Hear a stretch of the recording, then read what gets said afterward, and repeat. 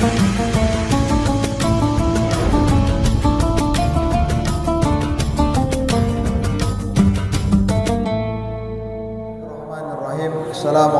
warahmatullahi wabarakatuh.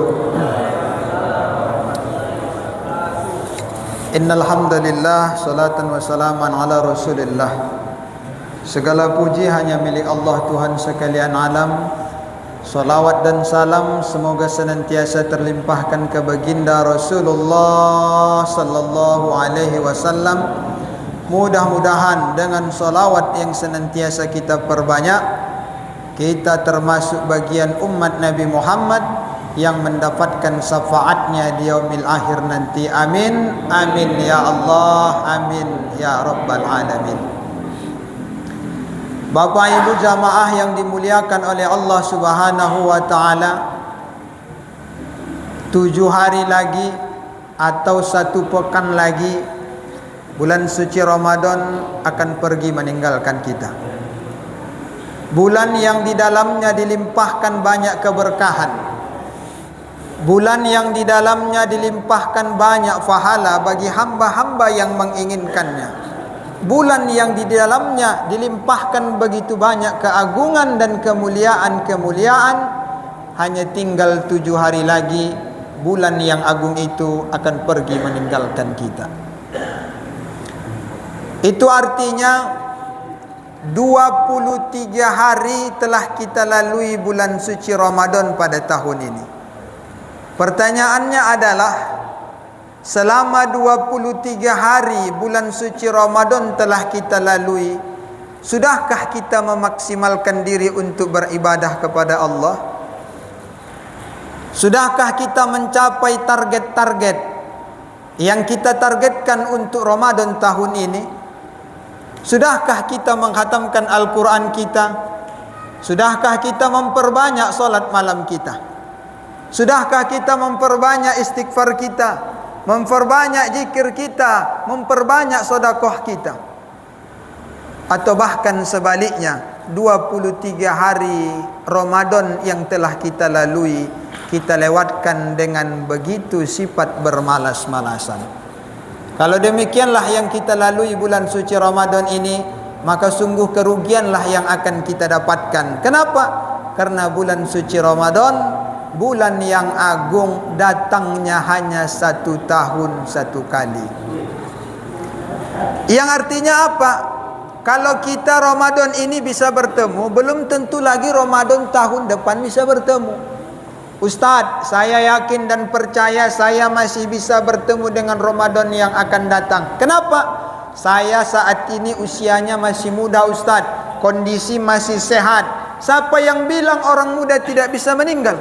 Siapa yang bilang orang sehat tidak bisa meninggal?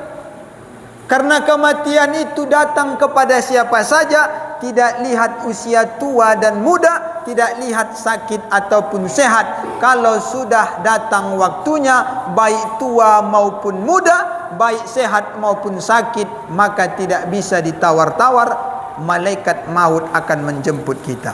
Walikulli ummatin ajal. Setiap umat ini punya batas waktu kematiannya. Jadi kita ini Pak, sudah ditentukan kapan meninggalnya. Permasalahannya adalah kita tak tahu. Kadang-kadang orang karena tidak tahu kapan meninggalnya, lalu merasa panjang usia. Karena dia merasa masih sehat, loh lama lagi.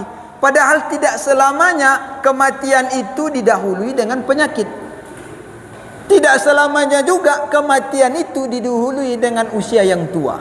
Maka karena itu kita jangan terlena. Karena usia masih muda, kondisi badan masih sehat, lalu kita merasa usia kita masih panjang. Padahal kita hanya menunggu antrian demi antrian, kapan giliran kita dipanggil oleh malaikat maut. Tidak ada yang bisa menjamin Bapak Ibu. Jangankan untuk Ramadan tahun depan, untuk esok hari saja tidak ada yang bisa menjamin bahwa kita kembali membuka mata untuk hari esok. Karena itu mumpung hayat masih di kandung badan, gunakanlah sebaik-baik mungkin untuk beribadah kepada Allah.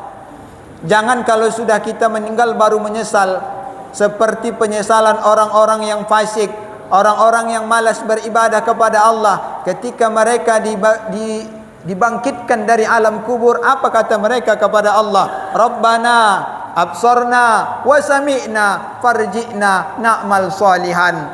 Tuhan kami telah melihat ternyata kematian itu benar ya Allah. Kami telah melihat juga ternyata alam barzah itu benar. Hari kebangkitan itu benar. Surga dan neraka itu benar. Wa sami'na, dan kami telah mendengar dulu ya Allah saat kami masih hidup di dunia. Tapi kami lalai ya Allah. Karena urusan dunia kami acuh tak acuh ya Allah. Malas ibadah kepadamu ya Allah. Kini kami menyesal ya Allah. Farji'na, kembalikan kami ya Allah. Na'mal salihan, pasti kami akan beramal soleh. Tapi penyesalan hanya tinggal penyesalan. Karena itu Bapak Ibu yang dimuliakan Allah, mumpung masih ada 7 hari lagi bulan suci Ramadan, mari manfaatkan yang 7 hari ini dengan sebaik-baik mungkin. Kalau hari pertama sampai dengan malam ini kita masih bermalas-malasan, maka mulai malam ini sampai dengan akhir Ramadan tambah semangat kita beribadah. Kalau dari malam pertama sampai malam ini kita telah semangat beribadah pada bulan Ramadan, mulai malam ini sampai akhir Ramadan tambah lagi kesemangatannya. Karena itulah yang dicontohkan oleh Rasulullah sallallahu alaihi wasallam. Rasulullah sallallahu alaihi wasallam di dalam hadisnya, "Idza dakhalal asrul awakhiru min Ramadan ahyal lail wa aiqadha ahlahu wa jadda wa shaddal mi'zar." Rasulullah itu ketika telah masuk 10 hari terakhir dari bulan Ramadan, maka Rasulullah itu menghidupkan malam-malam bulan Ramadan. Artinya apa? Tidak tidur, Pak. Rasul itu tidak tidur. Tidurnya kapan? Awal malam. Begitu masuk pertengahan malam sampai akhir malam tak tidur, dihidupkan. Itulah Rasul. Menambah kesemangatannya. Ini kadang-kadang kalau kita lihat dengan kita ini berbanding terbalik, Pak. Betul Pak kan? Rasul kalau akhir-akhir Ramadan bertambah semangatnya, kita kalau akhir-akhir Ramadan berkurang semangatnya. Betul Pak? Betul kan? Awal Ramadan kalau kita perhatikan sampai keluar kiri, keluar kanan. Begitu mulai masuk 10 ke 2, 10 ke 3, makin maju. Bukan dalam arti maju bertambah sab, maju sabnya ke depan, sisa tinggal 3 sab. Itu pun sudah bercampur dengan anak-anak. Berkurang semangatnya.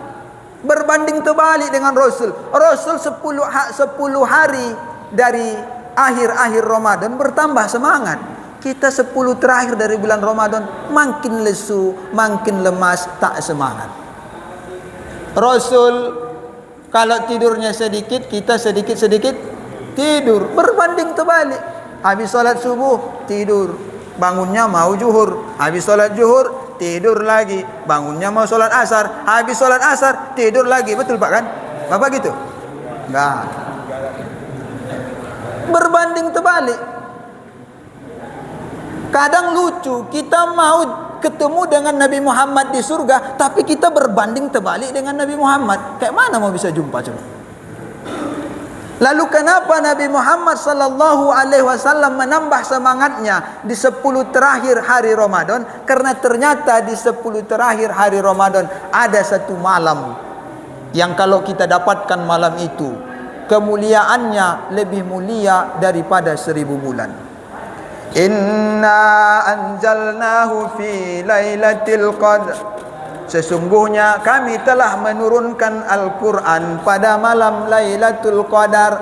Wa ma adraka ma Lailatul Qadar. Tahukah kamu apa itu malam Lailatul Qadar? Lailatul Qadari khairum min alfi syahr. Malam Lailatul Qadar itu malam yang lebih baik dari 1000 bulan. 1000 bulan itu kalau kita buat tahun Pak, 83 tahun. Artinya apa? Kalau kita beribadah pada malam Lailatul Qadar itu, maka ibadah kita yang satu malam itu lebih baik daripada beribadah selama 83 tahun. Itu pun kalau kita sampai 83. Bayangkan luar biasanya Pak. Kalau kita mengaji pada malam Lailatul Qadar itu, maka mengaji kita itu lebih baik daripada seandainya kita mengaji terus menerus tiada henti selama 83 tahun. Luar biasanya, Pak. Makanya Rasul itu kalau 10 hari terakhir bulan Ramadan, dia semangat iktikaf, memperbanyak baca Quran, memperpanjang solat malamnya, karena dia berharap mendapatkan Lailatul Qadar. Nabi Muhammad, kalaupun dia tak dapat Lailatul Qadar, pasti masuk surga. Kita dosa banyak, begitu 10 hari terakhir bulan Ramadan, tidur pun dibanyakkan. Itulah masalah kita. Itulah masalah kita. Jadi harus kita mencari malam Lailatul Qadar yang Allah sediakan 10 terakhir dari hari Ramadan. Ada kuncinya lagi untuk bisa kita mengetahui kapan sebenarnya Lailatul Qadar itu turun secara persis. Maka kata Rasulullah, pada malam ganjil.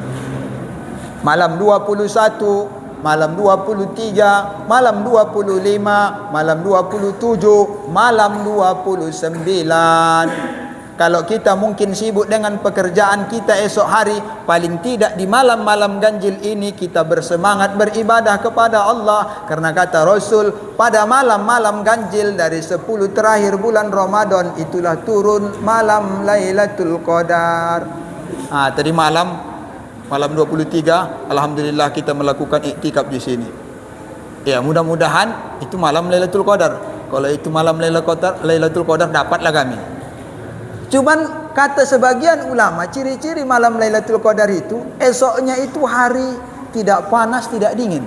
Tadi ku perhatikan panas. Oh, berarti ini tidak Lailatul Qadar tadi malam itu. Berarti harus kita cari lagi malam ke-25, kan gitu kan?